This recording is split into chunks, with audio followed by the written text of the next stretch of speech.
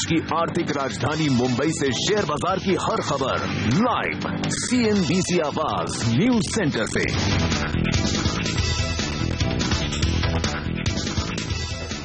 कल जुलाई सीरीज की समाप्ति हुई पॉजिटिव नोट पर और आज अगस्त सीरीज की शुरुआत। बड़ा सवाल है कि 2 दिनों की तेजी के बाद क्या आज फिर से बाजार हैट्रिक मारेगा। हफ्ते के आखिरी दिन तेजी की और नतीजों के लिए आज से बड़ा दिन और अगस्त सीरीज में क्या होगी बाजार की चाल, ये होगा हमारा खास फोकस पॉइंट।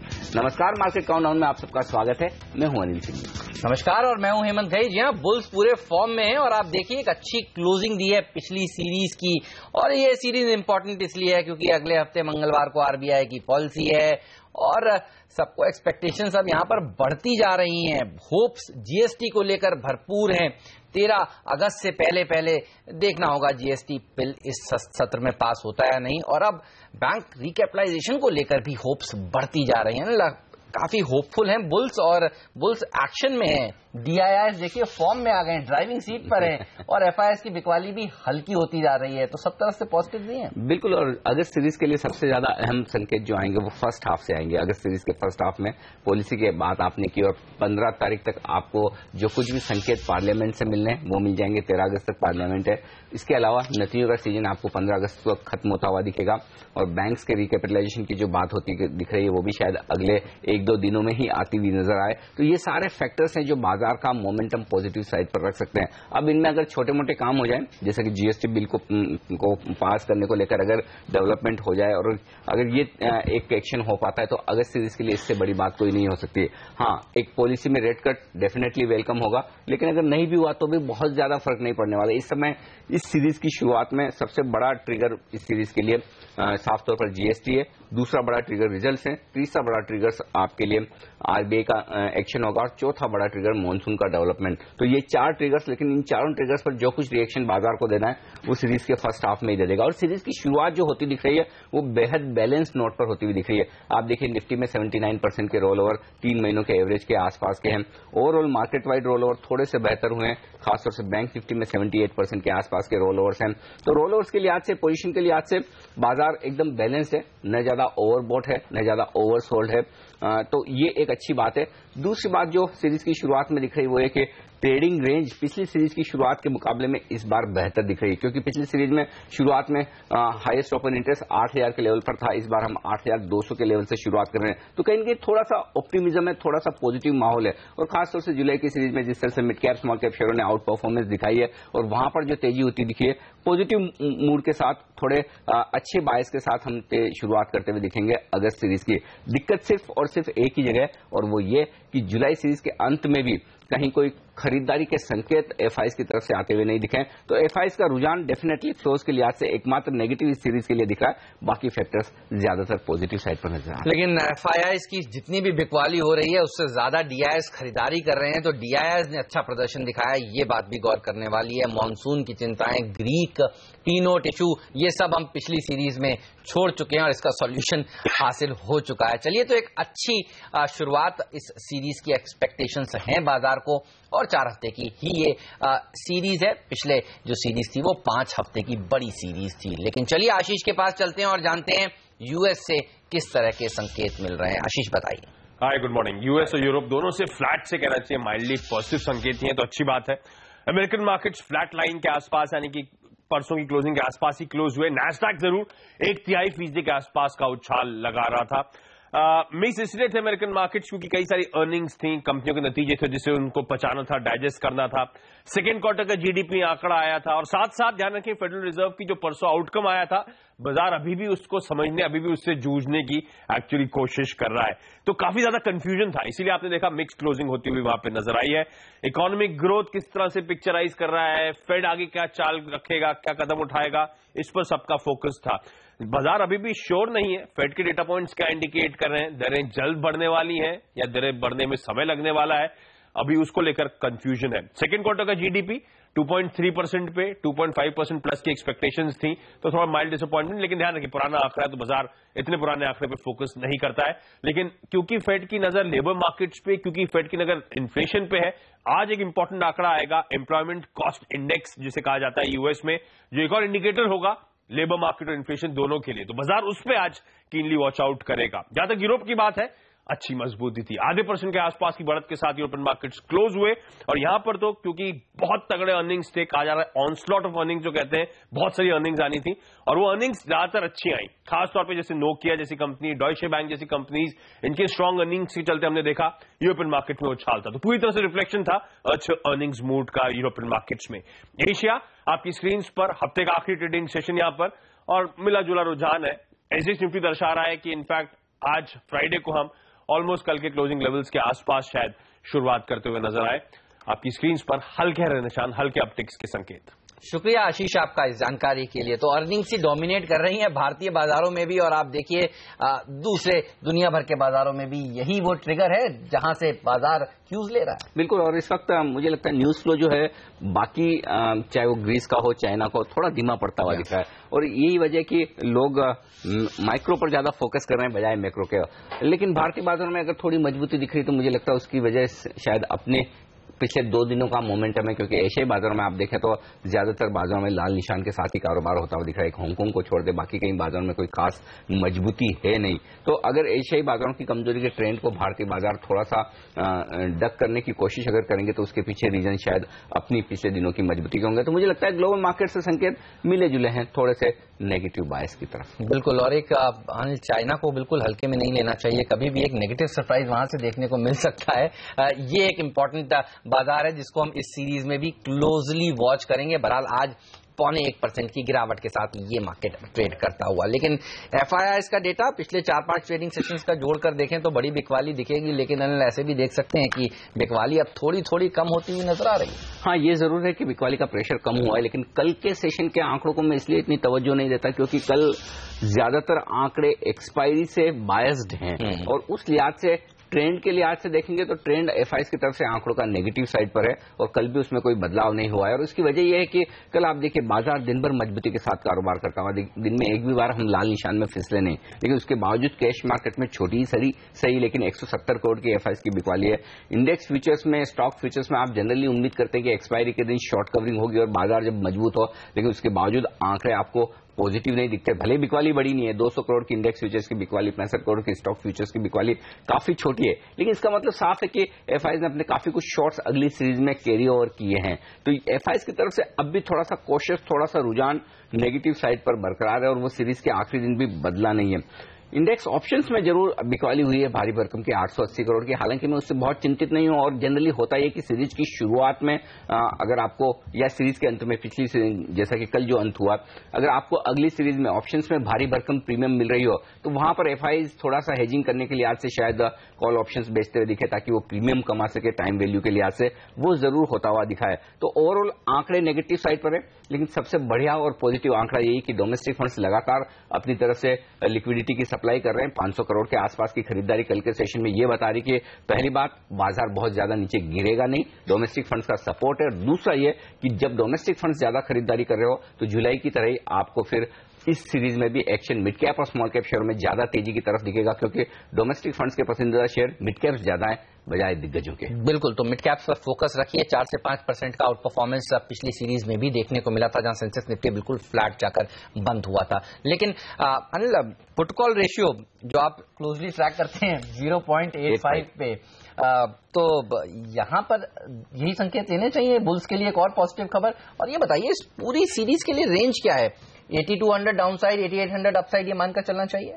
मेरे ख्याल से पहली बात तो पुट कॉल रेशियो की जहां तक है बैलेंस्ड है एकदम, और या यूं कह सकते हैं कि थोड़ी सी शॉर्ट साइड पर पोजीशन ज्यादा रोल ओवर हुई है।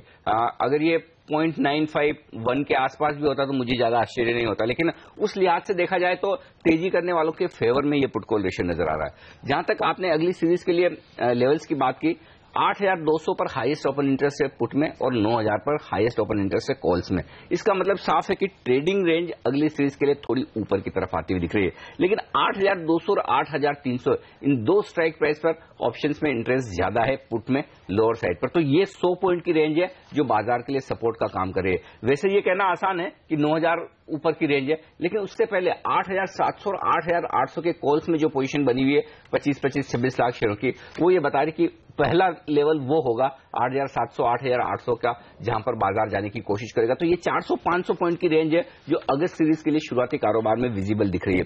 अब आइए आज के लिए क्या संकेत मिल रहे हैं सीरीज की शुरुआत के लिए। पहला संकेत तो सबसे बेहतरीन है वो बैंक निफ्टी से है। बैंक निफ्टी कल आखिरी सेकंड हाफ में जिस तरह की मजबूती दिखाकर 0.5% ऊपर बंद हुआ है। बैंक निफ्टी में जिस तरह का ओपन इंटरेस्ट में एडिशन हुआ है 90,000 शेयरों का, वो बता रहा है कि बाजार बैंक निफ्टी से लीडरशिप लेने की कोशिश करेगा। और आज जिस तरह से रिकैपिटलाइजेशन की बात की जा रही है, अगर वो मामला आगे बढ़ता है तो बैंक्स की लीडरशिप आ सकती है, और अगर बैंक्स की लीडरशिप है तो फिर बाजार ज्यादा गिरेगा नहीं। ये पॉजिटिव संकेत है। अब ऑप्शन के डेटा में जो दो आंकड़े आपको नजर रखने, पहला आंकड़ा है 8,500 का। 8,500 के पुट में कल 4 लाख शेयर ऐड हुए हैं और 5 लाख शेयर कॉल्स में ऐड हुए हैं। तो अब पहले 8,500 एक रियल टेस्ट होगा तेजी करने वाले ट्रेडर्स के लिए भी और मंदी करने वाले ट्रेडर्स के लिए भी। तो 8,500 के लेवल को होल्ड करने की कोशिश दोनों ही तरह के ट्रेडर्स के लिए होती हुई दिखेगी। उसके पार निकलने के बाद बाजार इस सीरीज में 8,700 से 8,800 की रेंज की तरफ देखना शुरू करेगा। तो 8,500 हर्डल है, हफ्ते का आखिरी दिन है। अगर हम एक अच्छी उछाल दिखाने और किसी भी वजह से 8,500 के पार निकल जाएं, टिक जाएं, क्लोज दें, तो फिर इस सीरीज के लिए फर्स्ट हाफ में बहुत ही बेहतरीन आउटलुक बनेगा। हालांकि संभावना थोड़ी सी कम दिख रही है। लोअर साइड पर सपोर्ट कहां है? आज के लिए जो लोअर साइड पर बड़ा लेवल है वो है 8,400 का, और वो ये इसलिए कि कल के सेशन में 8,400 के लेवल पर 6 लाख शेयर पुट में नए जुड़ते हुए दिखे। तो जाहिर सी बात है कि उन लेवल्स को होल्ड करने की कोशिश तेजी करने वाले ट्रेडर्स की होगी कि बाजार 8,400 के नीचे फिसले नहीं। तो ट्रेडिंग रेंज के लिए आज से वायदा कारोबार के आंकड़े बेहद टाइट रेंज दिखा रहे हैं। सीरीज के पहले दिन नीचे की तरफ 8,400, ऊपर की तरफ 8,500। लेकिन ओवरऑल जिस तरह की पोजीशंस बनी है, जिस तरह के रोलर्स हुए हैं, पॉजिटिव साइड पर रुझान ज्यादा है ट्रेडर्स का और शॉर्ट रोलर्स किए हैं FIIs। चलिए, और पहला सौदा में इन सब मुद्दों पर विस्तार से बात करेंगे। हमारे साथ जाने माने एक्सपर्ट जुड़ेंगे। 8:30 बजे हमारे साथ जुड़ेंगे बैंकों के रिकैपिटलाइजेशन, GST बिल और विनिवेश पर वित्त राज्य मंत्री जयंत सिन्हा की राय आपको सुनाएंगे। 9 बजे हमारे साथ होंगे कांग्रेस के प्रवक्ता रणदीप सिंह सुरजेवाला और उनसे बात करेंगे कि संसद में गतिरोध खत्म होगा या नहीं। ये गतिरोध जारी रहेगा और GST समेत अहम बिल्स को पास कराने में कांग्रेस सरकार का सहयोग करेगी या फिर नहीं। रिफॉर्म्स पर सुस्ती को लेकर इकोनॉमिस्ट कैसे देख रहे हैं और क्या सेंटीमेंट खराब होने की आशंका गहरा रही, बात करेंगे हम 9:40 पर इकरा की सीनियर इकोनॉमिस्ट अदिति नायर से। और साथ ही हमारे साथ जुड़ेंगे प्रभुदास लियादर के जॉइंट MD दिल्ली बट बाजार पर लेंगे उनकी राय और बताएंगे आपको कहां है आपके लिए निवेश के मौके। चलिए, हफ्ते का आखिरी कारोबारी दिन इस सीरीज का पहला सेशन, मोमेंटम कंटिन्यू रहेगा ये लग रहा है देखकर। क्यूज भी हैं, लेकिन इसमें से कई बातें दरअसल बाजार को पता है। देखिए आप, GST परसों से बाजार बुलिश है, बैंक रिकैपिटलाइजेशन भी कल से बाजार बुलिश है। 10% की रैलीज PNB ने, बैंक ऑफ बड़ौदा ने भी 10% की रैली दिखा चुकी है। तो अगर नहीं होती हैं ये चीजें, संसद नहीं चल पाता है, तो एक डिसअपॉइंटमेंट भी हो सकता है। इस चीज को भी कहीं ना कहीं ध्यान में रखना चाहिए। यस, इसमें कोई डाउट नहीं कि न्यूज फ्लो बाजार को अब भी ड्राइव करेगा। अब से लेकर कम से कम 4 अगस्त तक, जब तक RBI की पॉलिसी ने आ जाए, और उसके बाद आप पार्लियामेंट सेशन पर नजर जरूर रखेंगे। फिलहाल ऐसे कोई संकेत है नहीं जिससे आप माने कि पार्लियामेंट चलेगी। आज सुबह 9:30 बजे हम सुरजेवाला साहब से बात भी करेंगे, कांग्रेस के सीनियर लीडर हैं, उनसे समझेंगे कि GST का ऑपोजिशन वो क्यों कर रहे हैं, संसद कब चलने देंगे, शायद वो संकेत मिले। लेकिन फिलहाल डेफिनेटली इसमें कोई डाउट नहीं कि नेगेटिव संकेत सारे खत्म हो गए, वैसा कुछ नहीं है। 2 दिनों की अगर कुछ पिछली तेजी बनी है तो भी वो भी काफी हद तक उसकी कॉन्ट्रीब्यूशन शॉर्ट कवरिंग को दी जानी चाहिए, क्योंकि एक्सपायरी के पहले थोड़ी शॉर्ट्स तो कवर होती हैं जब खासतौर से इतनी बनी हो। जहां तक आज के बाजार का सवाल है, सुस्त थोड़ी सी पॉजिटिव शुरुआत होने की पूरी आसार है। 8,380 8,400 ये 20 पॉइंट की रेंज है जो स्ट्रॉन्ग सपोर्ट नजर आ रही। तो अगर आप एक शॉर्ट टर्म ट्रेडर हैं, 8,380 के आसपास आप स्टॉप लॉस लगा लें, उसके नीचे बाजार जाएं इंट्राडे के दौरान, तो फिर अपनी पोजीशन को आप एक बार की कम कर लें, हल्की कर लें, या तेजी की पोजीशन को हल्की कर लें। शॉर्ट बनाने के मौके भी उसके नीचे ही बन सकते हैं। या फिर दूसरा तरीका यह कि बाजार मजबूत खुल के थोड़ा और बढ़ता हुआ नजर आए, सीरीज की शुरुआत में कुछ और खरीदारी होती दिखे, तो बाजार को 8,375 8,475 8,500 के रेंज में जाने दें। 8,500 के जितना नजदीक आप बेचेंगे, जितना नजदीक शॉर्ट बनाएंगे या जितना नजदीक प्रॉफिट बुक करेंगे, वहां पर आपकी रिस्क कम हो जाएगी। तो ये ट्रेडिंग रेंज है जो मैं उम्मीद कर रहा हूं। इस बीच बैंकिंग शेयरों से मैं उम्मीद कर रहा हूं कि कम से कम फर्स्ट हाफ में एक आउट परफॉर्मेंस आती हुई दिखे, इस उम्मीद में कि रिकैपिटलाइजेशन होता हुआ दिखा, तो वहां से लीडरशिप आ सकती है। मिड कैप स्मॉल कैप शेयरों से लीडरशिप आ सकती है। तो ये 2 स्पेस है जहां पर मेरी नजर है। और बैंक्स में भी PSU बैंक्स लीडरशिप ले सकते हैं प्राइवेट बैंक्स थोड़े से शायद आज दबाव में रहेगा। ऑलराइट, चलिए, तो ये तमाम चीजें हैं, फैक्टर्स हैं जिस पर आपकी नजर होनी चाहिए, लेकिन कौन से वो 10 शेयर हैं जिस पर नजर आपको जरूर बनाकर रखनी चाहिए, इस पर बात करेंगे ब्रेक के उस पार। आप बने रहिए सीएनबीसी आवाज के साथ।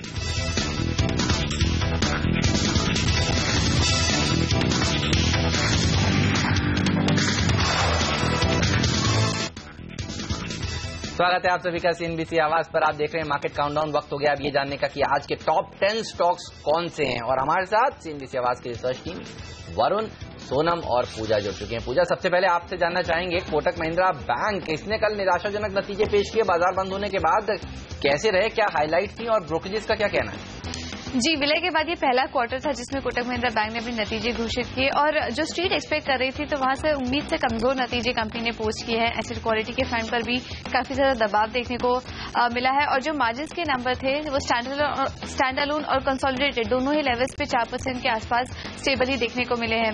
लेकिन कंपनी यही मांग के चल रही है कि अप्रैल 2016 तक ये पूरा इंटीग्रेशन प्रोसेस चलेगा, और ये पूरा प्रोसेस कंप्लीट होने के बाद 2016-17 से का जो क्वार्टर स्टार्ट होगा वहां से एक अच्छे नतीजे कंपनी पोस्ट करते हुए नजर आएगी। जब बिजनेस अपने नॉर्मलाइजेशन स्टेज पर जाएगा तब वहां से एक अच्छा प्रोसेस चालू होता हुआ दिखाई देगा। इसके अलावा बैंक ने कई सारे घोषणा भी की है इंटीग्रेशन प्रोसेस को लेके। उनका कहना है कि एक बैड बैंक अलग से बनाया गया जिसमें कि जो सारे स्ट्रेस्ड एसेट थे और जिनको लेके प्रोविजनिंग काफी ज्यादा बढ़ी हुई देखने को मिली थी, उसको एक अलग से बैंक में ट्रांसफर कर दिया। तो इस तरह के काफी सारे कदम उठाए जा रहे हैं, और बैंक का मानना है कि आगे चलकर काफी अच्छे नतीजे यहाँ पर देखने को मिलेंगे, काफी अच्छा यहाँ पर आउटपुट देखने को मिल सकता है इन दोनों ही के मर्जर के बाद। इसमें कई सारे ब्रोकरेज रिपोर्ट्स भी निकल कर आई हैं। जेपी मॉर्गन का यहाँ पर कहना है कि मर्जर इंटीग्रेशन जो है वो आगे यहाँ पर एक अच्छा यहाँ से एक अच्छा आउटपुट देखने को मिलेगा। ओवरवेट की रेटिंग यहाँ पर बरकरार रखी है। इसके अलावा मैक्वायर का कहना है कि 730 का टारगेट प्राइस दिया है और न्यूट्रल स्टैंस यहाँ पर बरकरार रखा है। इसके अलावा गोल्डमैन सैक्स ने भी अपना न्यूट्रल स्टैंस बरकरार रखा है, टारगेट प्राइस 646 का दिया है। एलएनटी आज अपना तिमाही नतीजे घोषित करेगी। इस काउंटर पर खास नजर रहेगी क्योंकि कमजोर से शान नतीजों की उम्मीद है, जहां पे मुनाफे में 4% की बढ़ोतरी तो आय में 10% का उछाल देखने को मिल सकता है। एलएनटी के ऑर्डर इनफ्लोज पर खास नजर रहने वाली है क्योंकि ये तिमाही कंपनी के लिए काफी म्यूटेड रही ऑर्डर इनफ्लोज के लिए, जहां पे डोमेस्टिक ऑर्डर पोजीशन को थोड़ा अच्छा परफॉर्मेंस जरूर मिला ओएनजीसी और एनएचएआई के बड़े ऑर्डर्स के कारण, पर ओवरसीज का प्रोजेक्ट्स कमजोर रहे हैं। क्रूड के दाम में आई गिरावट के कारण कंपनी ने अभी तक 25,000 करोड़ के ऑर्डर इनफ्लोज घोषित किए हैं। माना जा रहा है यह आंकड़ा 35 से 37,000 करोड़ के पास आता हुआ दिखाई देगा, जो पिछले तिमाही के मुकाबले काफी कम रहेगा। ओवरऑल परफॉर्मेंस फिर से इंफ्रास्ट्रक्चर सेगमेंट से ही सपोर्ट होगा, लेकिन इंफ्रास्ट्रक्चर सेगमेंट में जो प्रोजेक्ट्स है वो प्रॉफिट स्टेज पे नहीं पहुंच पाए हैं और इसके कारण मार्जिन पर दबाव दिखाई देगा, और इसलिए साल 10 साल मार्जिन में दबाव दिखने वाला है। 12.1% के मार्जिन आ सकते हैं पिछले साल के 13.3% के मुकाबले। पावर सेगमेंट में एक रिवाइवल की उम्मीद है। हाइड्रोकार्बन सेगमेंट से अब भी थोड़े खराब परफॉर्मेंस की उम्मीद है, लेकिन कुछ एनालिस्ट का मानना है कि दोनों सेगमेंट्स पावर और हाइड्रोकार्बन सेगमेंट एबिटा लेवल पर सरप्राइज कर सकते हैं। सो ओवरऑल कमजोर से शांत नतीजों की उम्मीद है एलएनटी से। आईसीआईसीआई बैंक के नतीजों की बात करें तो यहाँ पर थोड़ा दबाव देखने को मिल सकता है। अगर एनआईआई प्रॉफिट की बात करें तो एक कांस्टेंट ग्रोथ देखने की उम्मीद है। मुनाफे में 10% की बढ़त और एनआईआई में 16% की बढ़त हम देखने का अनुमान कर रहे हैं, जितनी की ग्रोथ पिछले क्वार्टर भी यहाँ पर देखने को मिली थी। लेकिन लोन ग्रोथ की बात करें तो यहाँ पर एक धीमी बढ़त देखने की उम्मीद है, और जो भी सपोर्ट मिलता हुआ नजर आएगा वो रिटेल की तरफ से मिलेगा, क्योंकि लोन बुक का जो करीब टोटल हिस्सा है रिटेल का वो 42% है, तो यहाँ पर एक सपोर्ट मिलता हुआ नजर आ सकता है। लेकिन मार्जिन में इस क्वार्टर दबाव देखने को मिल सकता है क्योंकि कंपनी ने अपने लेंडिंग रेट्स कम किए थे, तो उसकी वजह से मार्जिन में थोड़ा बहुत प्रेशर आने की उम्मीद की जा रही है। एसेट क्वालिटी की बात करें तो रीस्ट्रक्चर्ड एसेट इस बार इस तिमाही भी बढ़े हुए हो सकता है। पिछले काफी 4 क्वार्टर से अगर हम देखें तो एसेट क्वालिटी में लगातार एक वर्सनिंग देखने को मिल रही है। इस बार भी हमारा अनुमान है कि यहाँ पर एनपीए लेवल्स थोड़े बढ़े हुए रह सकते हैं। किस तरह के आंकड़े यहाँ पर निकल कर आते हैं इस पर हमारी नजर रहेगी। ग्लेनमार्क फार्मा ने कल मार्केट के बाद अपने तिमाही नतीजे घोषित किए थे, काफी मिले जुले दिखाई दे रहे हैं, जहां पे आय का आंकड़ा और मुनाफे का आंकड़ा उम्मीद से कमजोर है, लेकिन मार्जिन कंपनी डिलीवर कर पाई है, जहां पे कंपनी ने 21.7% के मार्जिन डिलीवर किए हैं पिछले साल के 23% के मुकाबले। मुनाफे में मामूली 3% की बढ़ोतरी और आय में 11% की बढ़ोतरी दिखाई दे रही है। पॉजिटिव ये है कि यूएस कारोबार में तिमाही का अच्छा खासा ट्रैक्शन दिखाई दे रहा है और इंडिया कारोबार ने भी इस बार फिर से एक मजबूत परफॉर्मेंस डिलीवर की है। वही थॉमस कुक ने भी कल बाजार बंद होने के बाद अपने Q2 के नतीजे घोषित किए। नतीजे एक मिक्स बैग कहना पड़ेगा क्योंकि कंपनी की कुल आय में तो करीब 68% का अच्छा खासा जंप देखने मिला है।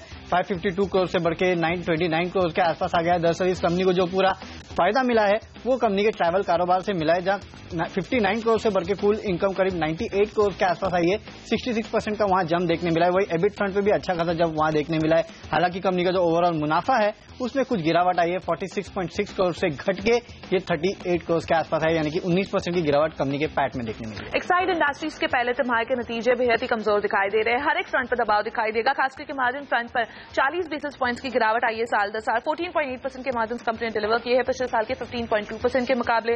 मुनाफे में 16% की गिरावट दिखाई दे रही है, वही आय में 6% की गिरावट।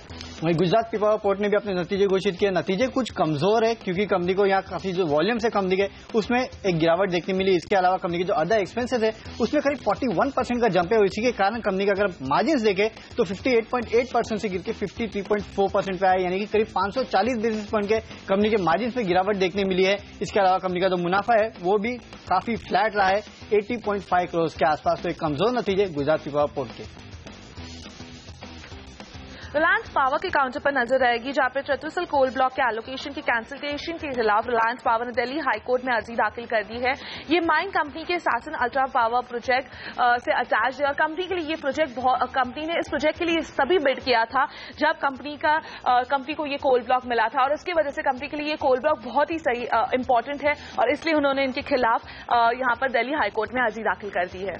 वहीं ग्रीव्स कॉटन ने भी कल अपने नतीजे घोषित किए और इस कंपनी के नतीजे काफी आपको बेहतर देखने मिलेंगे। कुल आय में करीब 9.9% के आसपास की गिरावट है, लेकिन पिछले साल लेकिन कंपनी का जो इंफ्रा इक्विपमेंट का कारोबार है उसे बंद करना पड़ता है, इसके लिए कंपनी के आय में दबाव है। लेकिन अगर आप मार्जिन देखें, ऑपरेटिंग मार्जिन 11.1% से बढ़ के 16.4% पे आए हैं और कंपनी का जो मुनाफा है वो भी 28.7% से बढ़ के 43.3 करोड़ के आसपास आया, यानी कि करीब 50% के आसपास का कंपनी का जो मुनाफा है वो बढ़ते हुए दिखाई दिया है। हालांकि एक एक्सेप्शनल गेन भी है 7.4% के एक्सेप्शनल लॉस के जगह पे, लेकिन कंपनी के नतीजे जो है वो काफी बेहतर नजर आ रहे हैं। जेएम फाइनेंशियल्स के नतीजों की बात करें तो काफी अच्छा क्वार्टर रहा है कंपनी के लिए। ऑपरेशनली काफी स्ट्रांग नंबर्स पोस्ट किए हैं यहाँ पर कंपनी ने, और जो सपोर्ट मिला है ज्यादा वो फी इनकम बेस की वजह से मिला है, जिसकी वजह से कंपनी के ऑपरेशनल परफॉर्मेंस में काफी अच्छा सुधार देखने को मिला है। कंपनी के मुनाफे की बात करें तो साल दर साल 24% की बढ़त देखने को मिली है और टोटल इनकम में भी करीब 47% की ग्रोथ कंपनी ने पोस्ट की है। वहीं एचसीसी ने भी कल अपने नतीजे घोषित किया और नतीजे एक मिक्स बैग है, क्योंकि कंपनी के टोटल आय है उसमें एक अच्छी खासी गिरावट देखने मिली 8.1% के आसपास, जो कि हमारे अनुमान से काफी कम है। हमने अनुमान किया था कि 1092 करोड़ के आसपास आय आएगी, लेकिन केवल 908 करोड़ के आसपास ये आय आई है। लेकिन कंपनी की जो ऑपरेशनल परफॉर्मेंस है वो हमारे अनुमान से कुछ बेहतर है। हमने अनुमान लगाया था कि कंपनी का जो मार्जिन है वो 12.3% के आसपास आएगा, लेकिन 18.1% के आसपास आया। हालांकि अगर ईयर ऑन ईयर बेसिस पे देखें तो यहाँ गिरावट हुई है, 20.6% से ये मार्जिन गिरे, यानी कि करीब 250 बेसिस पॉइंट की गिरावट यहाँ देखने मिली है। कंपनी ने प्रॉफिट क्लॉक किया है 8 करोड़ का 27 करोड़ के सामने। हालांकि हमारा अनुमान था कि कंपनी करीब 20 करोड़ के आसपास का लॉस क्लॉक करेगी। तो ऑपरेशनल फ्रंट और प्रॉफिट के फ्रंट पे नतीजे हमारी उम्मीद से बेहतर है, गिरावट जरूर देखने मिली है। और इसके अलावा आज बाजार में नजर आएगी एक नई लिस्टिंग पर। अदानी ट्रांसमिशन आज स्टॉक मार्केट में लिस्ट होगा, जिसमें कि जो इसकी लिस्टिंग प्राइस है वो करीब 30 से 32 रुपए प्रति शेयर पर ये स्टॉक लिस्ट होता हुआ नजर आएगा। और यहाँ आपको बता दें कि इसका जो मार्केट कैप है वो 3300 से 3500 करोड़ के बीच का है। और सबसे आखिरी में आरकॉम के काउंटर पे आपको नजर रखनी होगी, क्योंकि न्यूज़पेपर रिपोर्ट ऐसे सजेस्ट कर रही है कि US based asset management firm Farallon capital management और प्राइवेट इक्विटी फर्म ब्लैकस्टोन और टिलमैन फाइनेंशियल्स इस कंपनी में दरअसल रिलायंस का इंफ्राटेल है, जो कि इसका सेल का आर्म है, उसको सेल टावर का आर्म है, उसे खरीदने की यहाँ योजना बना रही है। करीब 50% के आसपास स्टेक वो यहाँ खरीदना चाहती है। तो इस काउंटर पे नजर रखिए। इसके अलावा नेस्ले के काउंटर पे भी आपको नजर रखना होगा, क्योंकि बॉम्बे हाईकोर्ट में आज नेस्ले की सुनवाई है। FSSAI के अगेंस्ट जो केस था उसमें ये सुनवाई है, तो इस पे भी नजर रखना होगा आपको।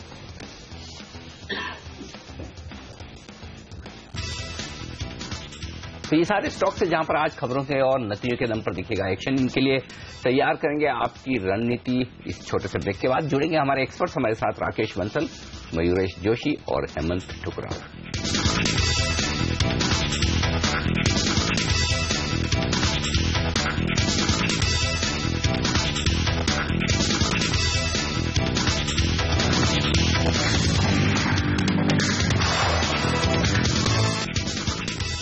और आगे बढ़ने से पहले नजर डालते हैं इस वक्त की हेडलाइंस पर। दूसरी तिमाही के जीडीपी आंकड़ों और नतीजों से अमेरिकी बाजारों में मिला जुला कारोबार। नैस्डैक 1/4% चढ़ा, लेकिन डाउ में सुस्ती। एशियाई बाजारों की मिली जुली शुरुआत और एसजेएक्स निफ्टी हरे निशान में। आईसीआईसीआई बैंक और एलएनटी के नतीजों पर आज सबकी नजर। आईसीआईसीआई बैंक का मुनाफा 10% बढ़ने का अनुमान। एलएनटी के मुनाफा और आय में भी दिख सकती है बढ़त। Titan, Suzlon, CSE, Sun TV और शॉपर स्टॉप के नतीजों पर भी रहेगी नजर। कोटक महिंद्रा बैंक के बेहद निराश करने वाले नतीजे। एसेट क्वालिटी को लेकर चिंताएं बढ़ी। आईएनजी वैश्या बैंक के मर्जर के चलते प्रोविजनिंग बढ़कर 322 करोड़। और अदानी ट्रांसमिशन की लिस्टिंग आज। लिस्टिंग 30 से 32 रुपए प्रति शेयर होने का अनुमान। नेस्ले देश में किसी भी 5 इंडिपेंडेंट लैब से मैगी की टेस्टिंग कराने के लिए तैयार। सरकार आज देगी बॉम्बे हाईकोर्ट के सुझाव पर अपनी राय। हमें 1-2 दिन दीजिए, वहां सदन में घोषणा होगी कि किस प्रकार का कॉम्प्रिहेंसिव पैकेज हम लोगों ने तैयार किया हुआ है, किस प्रकार से जो एडिक्वेट कैपिटलाइजेशन होना चाहिए पब्लिक सेक्टर बैंक्स का, हम लोग किस प्रकार से करेंगे। फाइनेंशियल इंक्लूजन पर आवाज की मुहिम पहला कदम के लॉन्च पर बोले वित्त राज्य मंत्री। पीएसयू बैंकों में पूंजी डालने का जल्द हो सकता है ऐलान। विनिवेश में रिटेल की भागीदारी बढ़ाने पर भी दिया जोर। सरकार सरकारी बैंकों में पूंजी डालने का जल्द ही ऐलान कर सकती है। फाइनेंशियल इंक्लूजन पर सीएनबीसी आवाज की मुहिम पहला कदम के लॉन्च के मौके पर वित्त राज्य मंत्री जयंत सिन्हा ने सरकारी कंपनियों के ऑफर फॉर सेल में रिटेल भागीदारी बढ़ाने पर जोर दिया है। फाइनेंशियल इंक्लूजन इस कारण बहुत ही महत्वपूर्ण है और इस कारण हम लोगों ने इसको इतना जोर दिया है। माननीय प्रधानमंत्री जी ने, माननीय वित्त मंत्री जी ने बहुत सारी ऐसी स्कीमें निकाली हैं, बहुत सारी ऐसी योजनाएं निकाली हैं जिसमें कि हम लोग फाइनेंशियल इंक्लूजन और फाइनेंशियल लिटरेसी को आगे बढ़ा सकते हैं। और वित्त राज्य मंत्री जयंत सिन्हा का कहना है कि अभी जीएसटी बिल का जो ढांचा है वो आज के समय के हिसाब से बिल्कुल उपयुक्त है और देश में काफी सुधार ला सकता है। जीएसटी बिल जो हमने उसको रूप दिया है, इज इट गुड इनफ? और कई सारे आपको विशेषज्ञ बताएंगे कि इट इज गुड इनफ, यानी कि आज के समय जो बिल तैयार है वो आज के हालातों से इतना उसमें सुधार ला सकता है, इतना उसमें और बेहतर बना सकता है कि हमें जरूर करना चाहिए। हाँ ठीक है, परफेक्ट कोई चीज हो सकती है, पर परफेक्ट के लिए हम लोग ये थोड़ा ना कि 1 साल, 2 साल, 3 साल, 4 साल और अपने को हानि देते रहें। तो आज के समय जो बिल तैयार हो चुका है, जो कॉन्स्टिट्यूशनल अमेंडमेंट हम लोग जिसको पेश करने वाले हैं, उसमें सब लोगों की सहमति बन गई है। सिर्फ विपक्ष में एक विरोधी हैं जो नहीं चाह रहे हैं। अब किस लिए नहीं चाह रहे हैं वो तो आप ही बता सकते हैं, मैं तो नहीं बता सकता हूं। लेकिन बैंक्स के लिए सबसे बड़ी खबर, और वो सरकारी बैंक्स में पूंजी डालकर सरकार पब्लिक सेक्टर बैंक्स में बड़े सुधारों की उम्मीद कर रही है। वित्त राज्य मंत्री जयंत सिन्हा का कहना है कि वे पब्लिक सेक्टर बैंक्स को भी वर्ल्ड क्लास स्टैंडर्ड पर पहुंचाना चाहते हैं। हम लोगों को ओएफएस जो है, ऑफर फॉर सेल जो है, उसको इस तरीके से तैयार करना है कि रिटेल पार्टिसिपेशन उसमें आसानी से हम लोग उसमें जोड़ पाए। और हम लोगों ने किया भी है। अगर आपको मालूम होगा कि जो अभी जो ऑफर फॉर सेल हुआ पीएफसी का, उसमें रिटेल पार्टिसिपेशन बहुत ही अच्छा था, क्योंकि हम लोगों ने फ्राइडे को उसकी सूची दी। बैंक जो था वो सैटरडे को खुला हुआ था, तो लोग जाके बैंक में पैसा डाल सकते थे इस ऑफर फॉर सेल के लिए, और फिर मंडे को ऑफर फॉर सेल हुआ। तो अगर हम लोग इस टाइप की बातों में सोचते रहें कि भाई रिटेल पार्टिसिपेशन को हम लोग कैसे ला सकते हैं, तो हम लोग जरूर कोई ना कोई इसके लिए साधन सुविधा हम लोग तैयार करेंगे जिसमें और रिटेल पार्टिसिपेशन हो। तो ये दूसरा मुद्दा हुआ। तीसरा मुद्दा जो आपने उठाया वो डिस्काउंट का है। वो हम लोगों को इशू बाय इशू देखना पड़ेगा। जैसे अभी पीएफसी का हुआ, उसमें जो रिटेल जो ट्रांच था वो मुझे लगता है शायद 4 गुना ओवर सब्सक्राइब था, और वो आपको जो डिस्काउंट आज के समय है उस पे 4 गुना उसका ओवर सब्सक्राइब था। तो देखना पड़ेगा कि प्राइसिंग और डिस्काउंट पे हमें क्या ध्यान देना है। परंतु अभी जो डिस्काउंट चल रहे हैं मुझे लगता है वो काफी अहम बात बता रहे हैं कि case by case discount percentage कम या ज्यादा हो सकता है। वो हर हम लोगों को ऑफर को देखना पड़ेगा कि वो कितना अट्रैक्टिव है, जो मार्केट में माहौल है वो कैसा माहौल है। अगर हम लोगों को लगता है कि वो कम डिस्काउंट पे ओवर सब्सक्राइब हो सकता है तो हम लोग जरूर करेंगे। याद रखिए संजय जी, बहुत जरूरी बात यह है कि जब हम लोग किसी पीएसयू को शेयर बाजार में बेचते हैं तो वो आपका धन है, बिल्कुल, है ना, तो उसके लिए जितनी रकम मिले उतना अच्छा। तो आज खास तौर पर आपकी नजर होनी चाहिए बैंक्स पर और पीएसयू बैंक्स पर, जहां पर कल भी हमने एक अच्छा एक्शन देखा और अब यहां पर बाजार में उम्मीदें बढ़ती हुई नजर आएगी कि बैंक्स का रिकैपिटलाइजेशन जल्द शायद आज या फिर एक आध दिन में होता हुआ नजर आए। 12,000 करोड़ तक की पूंजी जुटाने की यहां पर पूंजी देने की सरकार की कोशिश है इन पीएसयू बैंक्स को। हमारे एक्सपर्ट्स हमारे साथ जुड़ चुके हैं तकनीकी राय देने के लिए। आरके ग्लोबल के वाइस प्रेसिडेंट राकेश बंसल। राकेश, वैसे तो शुरुआत निफ्टी से करनी चाहिए, लेकिन चूंकि खबर बैंक्स के लिए ज्यादा बड़ी है, ये बताएं कि बैंक निफ्टी कल एक सेकंड हाफ में बेहतरीन मजबूती दिखाता हुआ नजर आया, खासतौर से पीएसयू बैंक्स की वजह से। क्या आपको लगता है कि आज भी पीएसयू बैंक से वही तेजी का रुझान बरकरार रह सकता है? क्या बैंक निफ्टी यहां से और मजबूत हो सकता है, लीडरशिप ले सकता है? और यदि हाँ, तो कौन से बैंक्स आपको पसंद है और बैंक निफ्टी को कैसे ट्रेड करेंगे? गुड मॉर्निंग अनिल जी। अनिल जी, अगर हम बैंक निफ्टी की बात करें तो बैंक निफ्टी में 18,250 एक क्रिटिकल लेवल है, बड़ा अच्छा सपोर्ट है। जिस तरीके से निफ्टी ने एक गैप अप ओपनिंग दिखाई थी और एक गैप के साथ सस्टेन कर रहा है, बैंक निफ्टी के अंदर उस तरीके से कोई गैप नहीं है। नीचे में एक अच्छा बेस है और बैंक निफ्टी रैली को डेफिनेटली लीड कर सकता है। नीचे में अगर हम 60 मिनट चार्ट्स पे देखें तो एक ग्राउंडिंग पैटर्न फॉर्मेशन है और पीएसयू बैंक्स डेफिनेटली रैली ले सकते हैं। ओवरसोल्ड हैं और नीचे में अधिकतर स्टॉक्स ने अपने जो लॉन्ग टर्म सपोर्ट्स थे वहां से एक रिबाउंड दिखाया है, जैसे state bank of India, PNB, even mid cap banking, PSU banking में इलाहाबाद बैंक। एक रैली डेफिनेटली रूल आउट नहीं की जा सकती है। नीचे में एक अच्छा सपोर्ट है और बैंक निफ्टी को भी कोई लॉन्ग करना चाहे तो लॉन्ग किया जा सकता है 18,250 के स्टॉप लॉस के साथ। और अगस्त सीरीज पर क्या व्यू है, क्या एक्सपेक्टेशन है आपकी? हेमंत जी, अगर हम अगस्त सीरीज की बात करें तो आज शुरुआत होगी। कल एक पॉजिटिव नोट पे निफ्टी ने क्लोजिंग ली थी। नीचे में बड़े स्तर पे देखें तो 8300 एक अच्छा बेस है। मेरे को लगता है कि एक पॉजिटिव नोट पे ही शुरुआत होगी और निफ्टी के लिए मेरा ऐसा मानना है कि 8408 के लेवल पे नजर रखनी चाहिए। जिस तरीके से हेमंत जी मार्केट्स एक्सट्रीमली वोलाटाइल हैं, एक ट्रेंड बनता है, जैसे ही छोटा सा ट्रेंड चेंज होता है वो 2 दिन के लिए एक्सटेंड हो जाता है। तो मेरा ऐसा मानना है अभी सीरीज की शुरुआत में लंबा व्यू तो नहीं बनाना चाहिए, बट शुरुआत में तेजी का व्यू बना के पोजीशन लेनी चाहिए। निफ्टी के लिए 8408 के स्तर इंपॉर्टेंट हैं, बैंक निफ्टी के लिए 18,250 के स्तर इंपॉर्टेंट हैं और ओवरऑल जो ब्रॉडर ट्रेंड है वो पॉजिटिव ही लगता है। तो ये राय आती हुई निफ्टी और बैंक निफ्टी पर। लेंगे एक ब्रेक और ब्रेक के बाद फोकस शिफ्ट होगा स्टॉक्स पर। वो स्टॉक्स जहां पर कल बाजार बंद होने के बाद खबरें या फिर नतीजे आए उन पर लेंगे राय। हमारे एक्सपर्ट से बने रहिए हमारे साथ।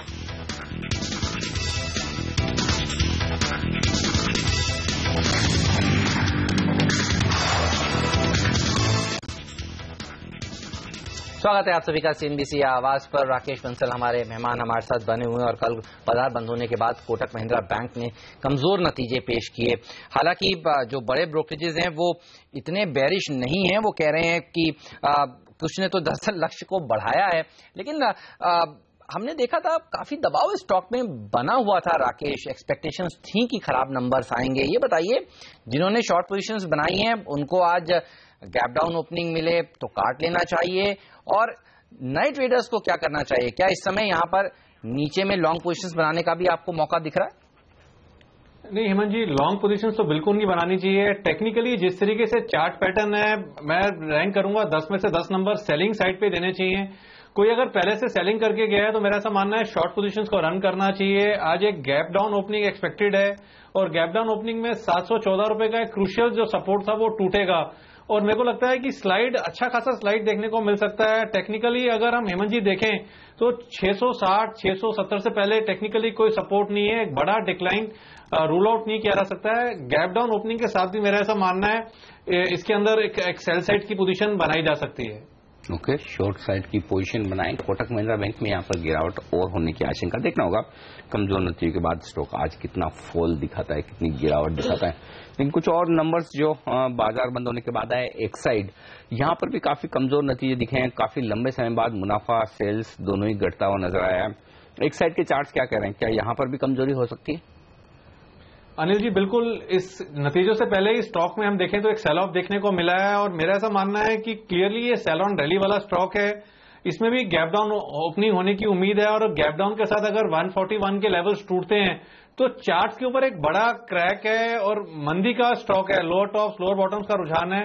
क्लियरली इसके अंदर भी सेलिंग की जा सकती है और टेक्निकली देखें तो 125, 128 नीचे में नेक्स्ट सपोर्ट है।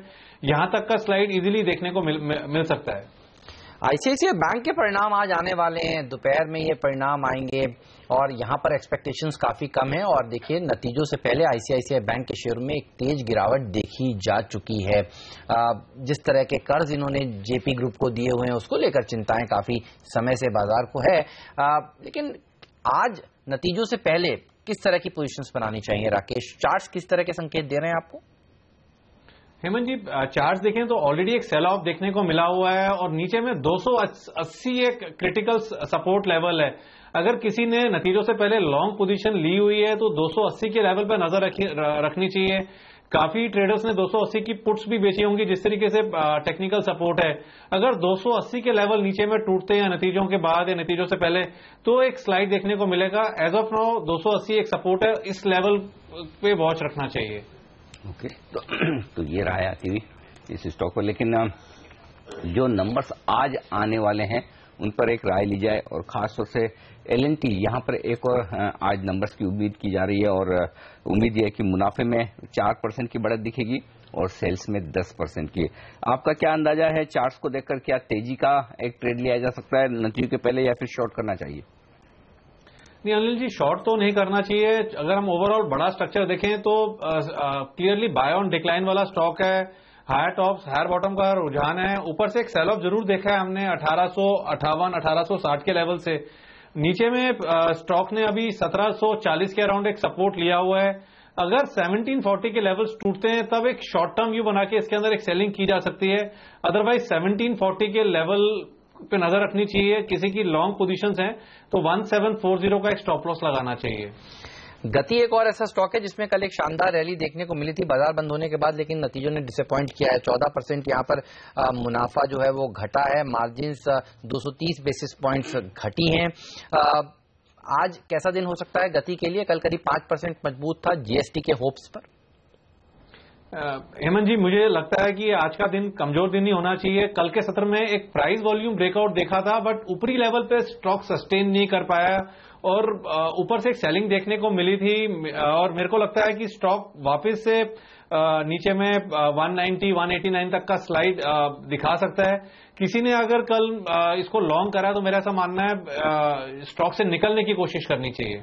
ओके, तो ये राय आती है यहाँ पर गति के स्टॉक पर। देखना होगा आज कमजोरी होती है कल के बड़े उछाल के बाद या नहीं। चलिए लेंगे एक छोटा सा ब्रेक और ब्रेक के बाद फोकस हमारा कुछ और स्टॉक्स पर होगा। एक्शन दिखने वाला है खबरों के दम पर, नतीजों के दम पर। राय लेंगे हमारे एक्सपर्ट से, बने रहिए हमारे साथ।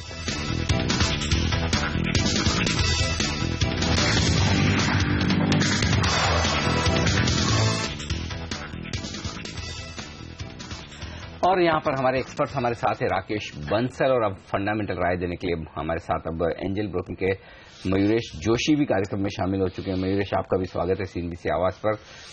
पहले राय आज से एक कोटक महिंद्रा बैंक के नतीजों के साथ ली जाए। ये बताएं कि आपको किस तरह से लगे नतीजे और स्टॉक पर किस तरह का रिएक्शन होगा अब और क्या रणनीति होनी चाहिए? Morning Anil ji, I think clearly नतीजे थोड़े डिसअपॉइंटिंग थे एसेट क्वालिटी फ्रंट पे, बट एक्सपेक्टेड था क्योंकि आईएनजी के मर्जर के बाद थोड़े स्लिपेजेस ऐड होना एक जाहिर सी बात थी और जैसे आईएनजी के निम्स में भी एक थोड़ा दबाव देखने मिलता है, इसलिए कंसोलिडेटेड बेसिस में निम्स भी नीचे आने का एक स्वाभाविक सा असर दिखने वाला था बैलेंस शीट पे। बट मेरे ख्याल से I think quarter on quarter trends Kotak के लिए बहुत जल्दी होंगे एनालाइज करना। ईयर ऑन ईयर कंपैरिजन थोड़ा डिफिकल्ट होता है कंपेयर करने, but over longer period of time structurally the story is still intact. But for the greater part of FY16 मुझे लगता है आई थिंक जो एक ट्रांजिशन पीरियड है वहां पे फ्रेश स्लिपेजेस आपको और दिखेंगे, एसेट क्वालिटी पे प्रेशर बरकरार रहेगा और again valuations again in our opinion is a little bit on the higher side. इसलिए मुझे लगता है आई थिंक स्टॉक की जो रिएक्शन होगी 3 to 4% टू से the least on the down side today. Alright, चलिए कुछ ऐसे स्टॉक्स की बात करते हैं जिन्होंने अच्छे नंबर्स कल पेश किए और खासतौर पर मिड कैप स्टॉक्स।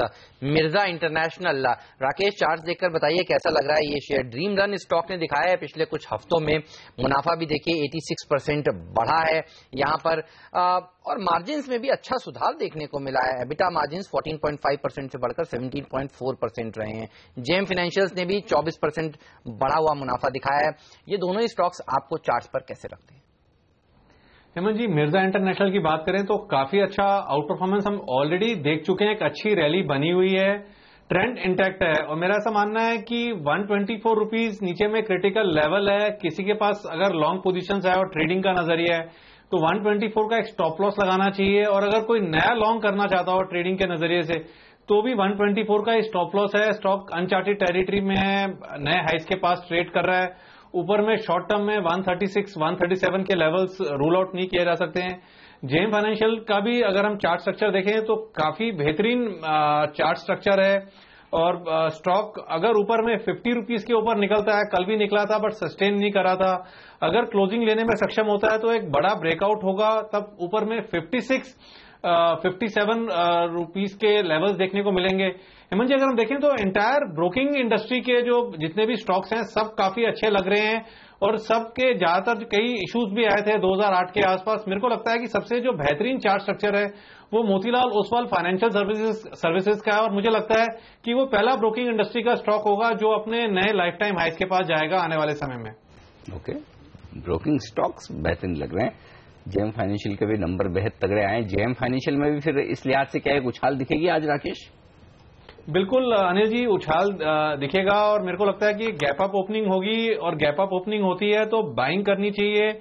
नीचे में 49 रुपीज का एक स्टॉप लॉस लगाना चाहिए और अगर कंजर्वेटिव बेसिस पे भी देखें तो 55, 56 के लेवल्स देखने को मिल सकते हैं और जो कि यहां से एटलीस्ट 10% का इजाफा मुझे लगता है शॉर्ट टर्म में देखने को मिल सकता है।